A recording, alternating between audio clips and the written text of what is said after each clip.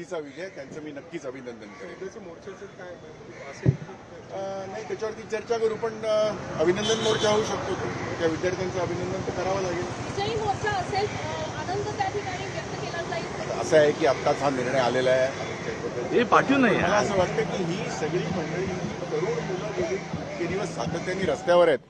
हे फक्त दिल्लीच्या जंतर मंतरवर नाही, तर सगळ्या भारतातल्या विविध शहरांमध्ये ही सगळी मंडळी रस्त्यावर उतरलेली आहेत. आणि पोलिसांनी जागोजागी त्यांना कुठेतरी अडवायचा प्रयत्न केला. तसे आदेश विविध सरकारकडून त्यांना जरी आले तरी ती कोणालाही न घाबरता रस्त्यावर उतरत होती. आणि त्याच्यामुळेच हा विजय झालेला आहे. त्यामुळे त्यांचं अभिनंदन करण्यासाठी काहीतरी तर करावं लागेल.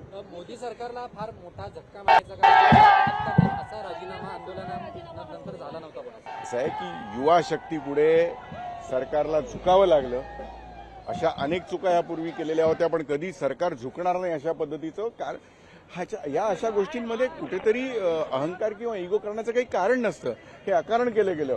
हीच गोष्ट जर काही दिवसांपूर्वी अगोदर घडली असती तर सगळं सोपं झालं असतं ना. म्हणजे त्या विद्यार्थ्यांना रस्त्यावर यावं लागलं असतं, अनेक जणांना आत्महत्या कराव्या लागल्या. त्या सगळ्याचं काहीच वाटत नाही. हा जो निर्दयीपणा दाखवला जातो तर त्याला कुठेतरी या गोष्टीमुळे आता त्याला म्हणतो की ते थांबेल. आता यापुढे अशी कुठली गोष्ट होणार नाही. संवादाचा अभाव जो होता त्यामुळे सुद्धा हे घडलं होतं. तर यापुढे तरी त्यांनी शहाणपण घ्यावं आणि सगळ्यांची काही जर असं एखादी चूक असेल, कोणाचं काही म्हणणं असेल तर तो संवाद साधला हा गेलाच पाहिजे. आता जेएनजीमध्ये अजून मेसेज सर्क्युलेट होत आहेत. याच्यानंतर नंबर नितीन गडकरी आणि अमित